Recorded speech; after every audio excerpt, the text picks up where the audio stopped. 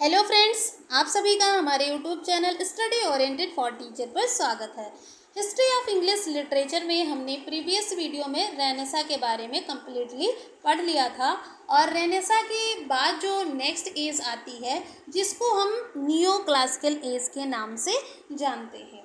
तो आज की वीडियो में हम नियो क्लासिकल एज के बारे में डिटेल स्टडी करने वाले हैं। तो फ्रेंड्स, अगर आप चैनल पर नए हैं, चैनल को सब्सक्राइब करें, लाइक करें एंड ज़्यादा से ज़्यादा लोगों को शेयर कर दें ताकि जो भी लोग टीजीटी पीजीटी इंग्लिश की प्रिपरेशन कर रहे हैं उन सभी को हेल्प हो सके।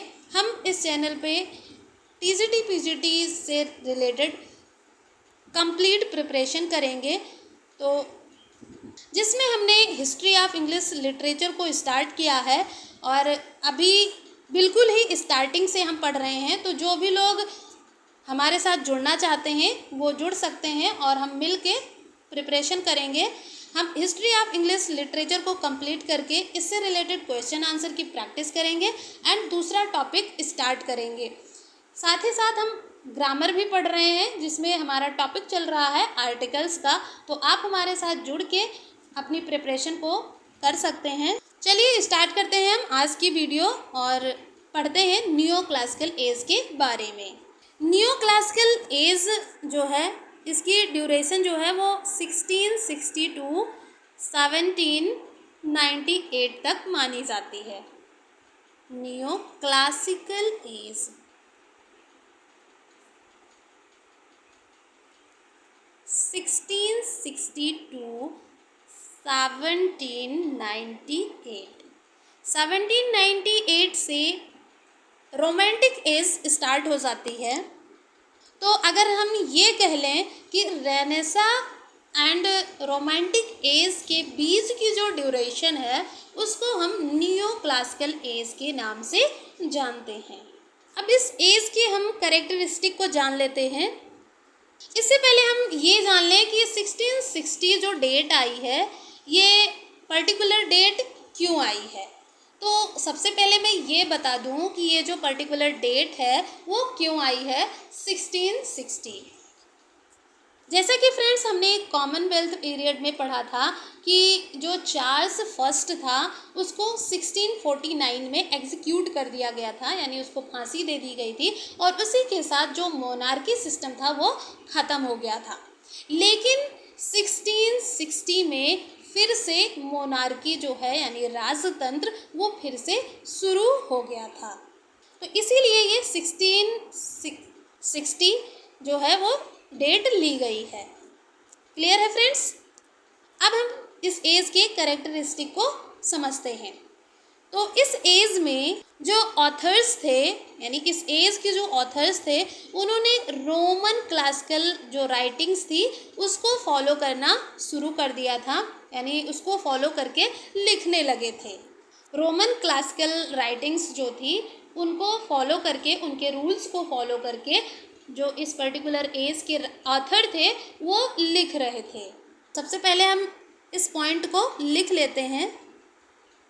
तो हमारा पहला पॉइंट बनेगा the authors try to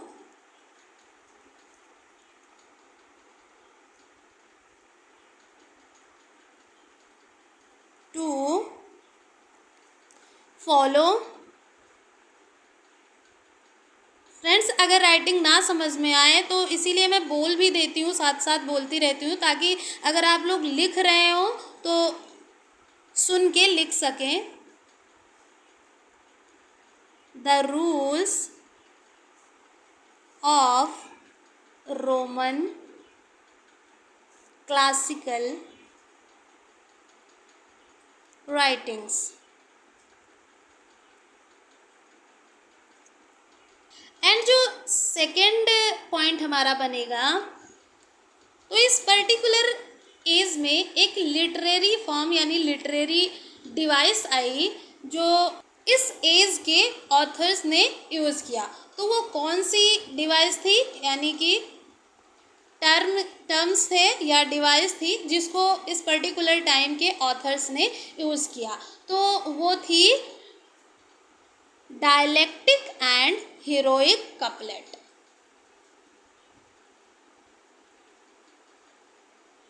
Dialectic and heroic couplet.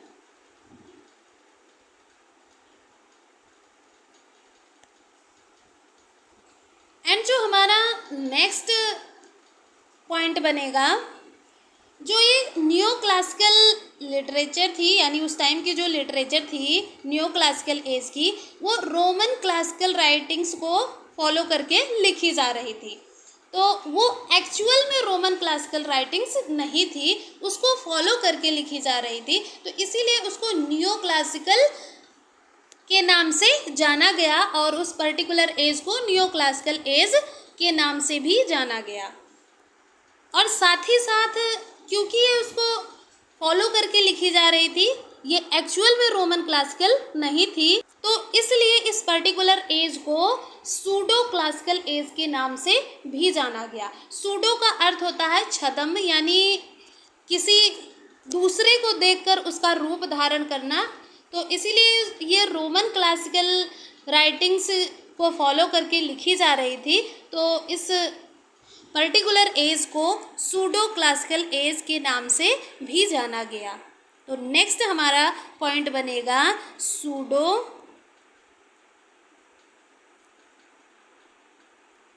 Classical as. इस एज को सूडो क्लासिकल एज के नाम से भी जाना गया।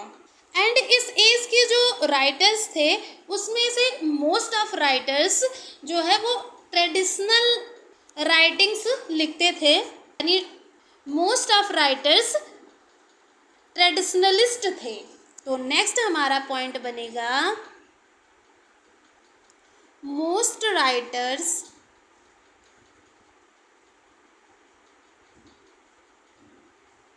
वर traditionalist.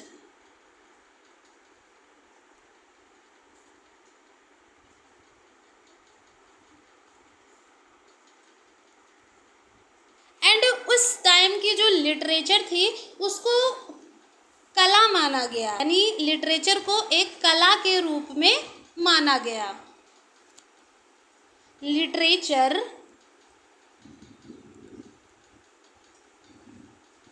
regarded as an art. Regarded as an art. और उस टाइम की जो पोएट्री थी उसको जो है, जो वहाँ के लोग थे और उनके जो एक्टिविटीज़ थी उन्हीं को मेन सब्जेक्ट मान के जो पोएट्री लिखी गई वो उन्हीं को सब्जेक्ट मान के लिखी गई। तो हमारा नेक्स्ट पॉइंट बनेगा मैन एंड हिज एक्टिविटीज।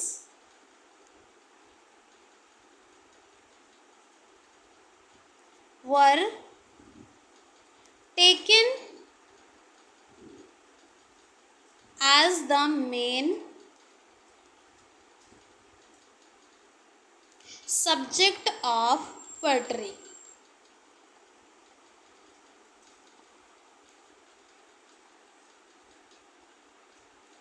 इस पर्टिकुलर एज में एक लिटरेरी टूल को यूज़ किया गया और वो टूल था सटायर। सटायर का अगर हम शाब्दिक अर्थ जाने तो होगा हास्य व्यंग्यात्मक, यानी कोई भी चीज़ इस तरीके से कही जाए कि सुनने में बुरा भी ना लगे और जिस पर्टिकुलर विषय के बारे में कहा जाए उससे रिगार्डिंग करेक्शन भी हो सके। तो इस एज में सटायर को एक करेक्टिव टूल के रूप में यूज़ किया गया। The authors used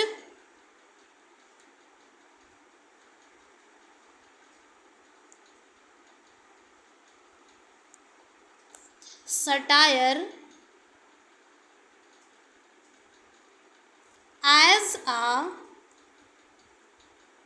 corrective tool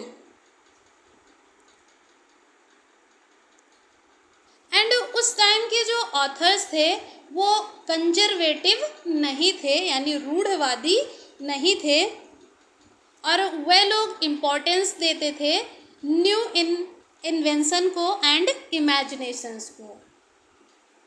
the author's were not conservative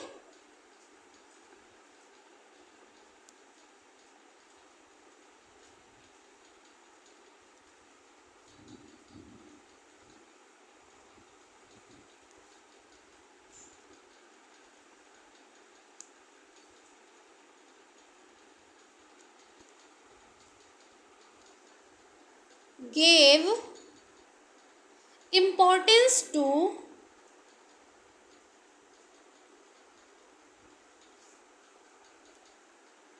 new invention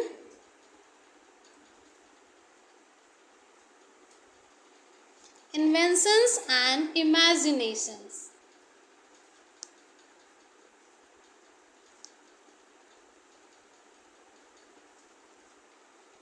यानी कि इस एज के जो राइटर थे वो रूढ़वादी नहीं थे, कंजर्वेटिव नहीं थे, उन्होंने नए नए इन्वेंशंस को और इमेजिनेशन को महत्व दिया। एंड इस एज में एक और इम्पॉर्टेंट इवेंट हुई 1660 में, और वो क्या थी? जो थिएटर थे ये रीओपन हो गए।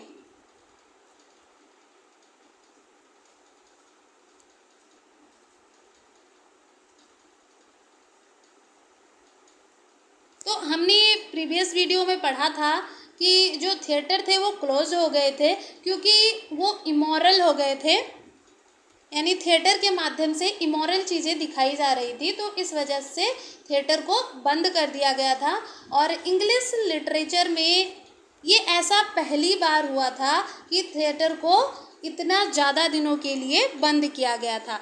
कब से कब तक?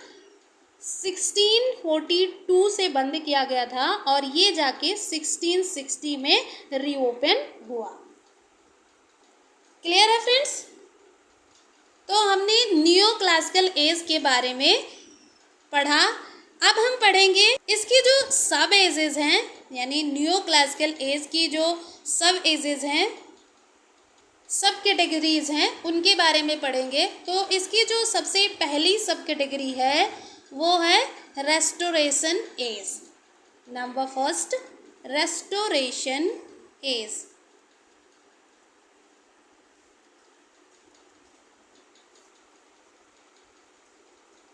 जिसको हम एज ऑफ ड्राइडन के नाम से भी जानते हैं।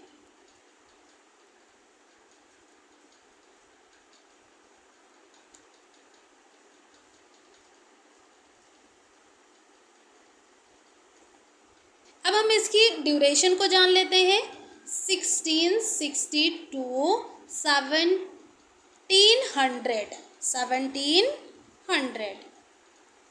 न्यू क्लासिकल एज की सबसे पहली कैटेगरी आई जिसको हमने रेस्टोरेशन एज नाम दिया, और साथ ही साथ इसको एज ऑफ ड्राइडन के नाम से भी जाना गया क्योंकि इस एज के जो प्रोमिनेंट फिगर थे वो ड्राइडन थे, तो इस वजह से इस एज को एज ऑफ ड्राइडन के नाम से भी जाना गया। और इस एज में जो मोनार्की है वो रिस्टोर्ड हुई।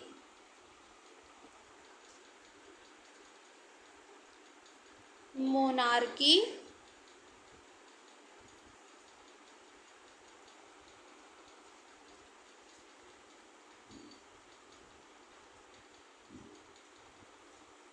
यानी कि मोनार्की की शुरुआत हुई 1660 से।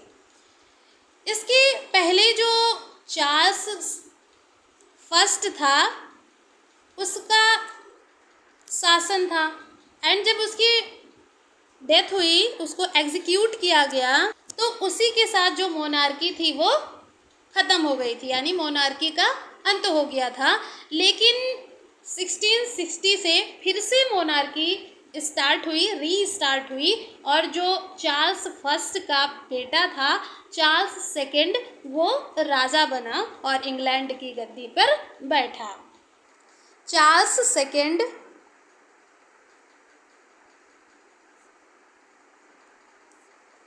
son of Charles I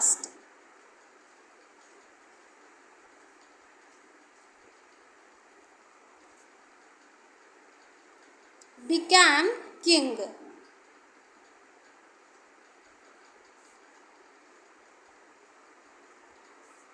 और इस एज में जो फ्रेंच कल्चर थी उसका बहुत ज़्यादा ही प्रभाव पड़ा. This age was deeply influenced by French culture. This age was deeply influenced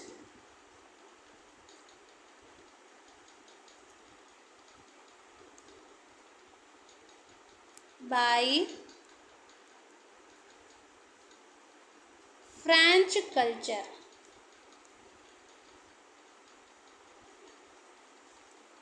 साथ ही फ्रेंड्स 1668 में एक बहुत ही इम्पॉर्टेंट इवेंट हुई और वो थी the glorious revolution.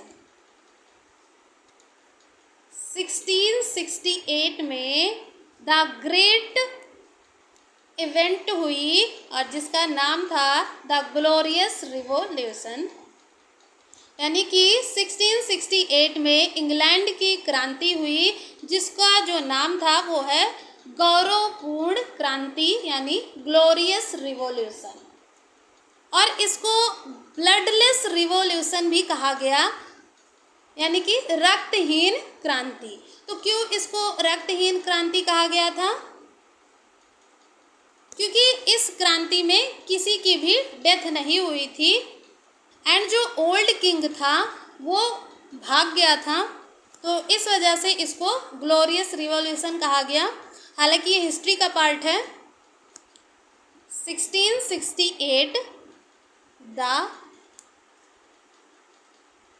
Glorious revolution.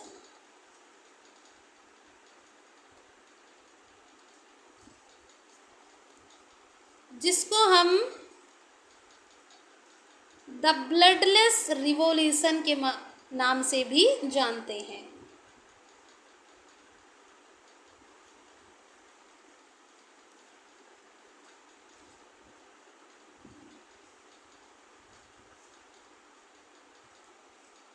Clear friends?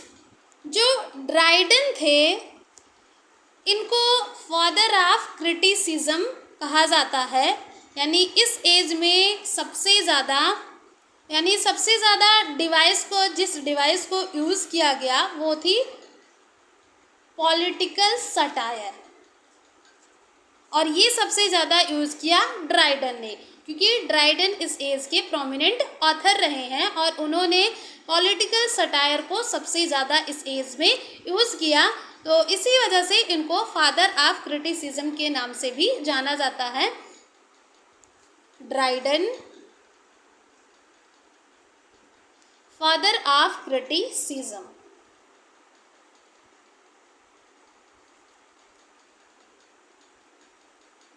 तो अगर क्वेश्चन आता है कि फादर ऑफ क्रिटिसिज्म किसे कहा जाता है तो हमारा आंसर होगा क्रिटिसिज्म.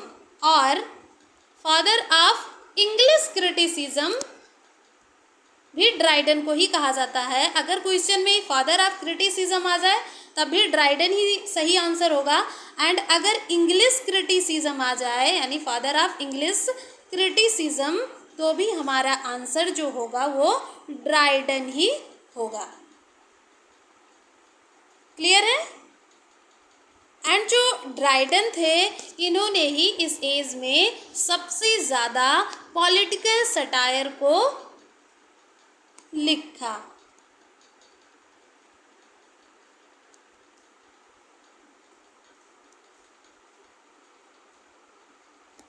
Political satires. अब हम जान लेते हैं कि इस एज में ड्राइडन के साथ साथ और कौन कौन से फेमस राइटर्स थे यानी प्रोमिनेंट फिगर्स कौन कौन सी थी उनको भी हम जान लेते हैं, जिसमें आते हैं सबसे पहले बनियान,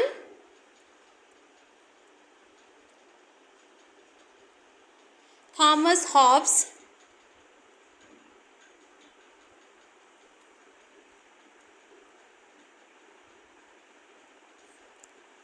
सैमुअल पेपीज,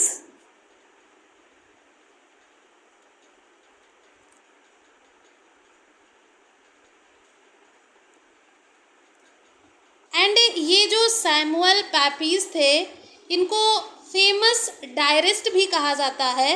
अगर किसी डायरिस्ट का नाम पूछा जाए तो पूरे इंग्लिश हिस्ट्री में ये जो सैमुअल पेपीज थे, इन्हीं का अकेला नाम आता है डायरिस्ट में। तो सैमुअल पेपीज एक डायरिस्ट थे।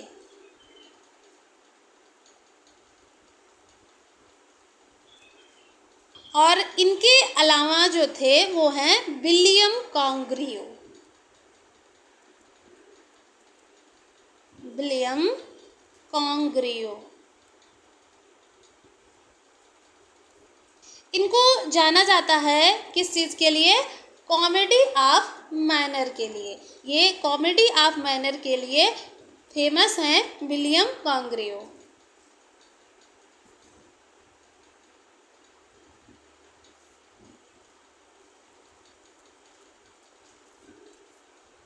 क्लियर है फ्रेंड्स? आई होप आप लोगों को यहाँ तक बहुत अच्छे से समझ में आया होगा। तो वीडियो बहुत लेंदी हो जाएगी, इस वजह से आज हम इतना ही पढ़ेंगे। मिलते हैं नेक्स्ट वीडियो में नेक्स्ट एज के साथ। तब तक आप लोग अपनी प्रिपरेशन को जारी रखिए। Till then bye bye.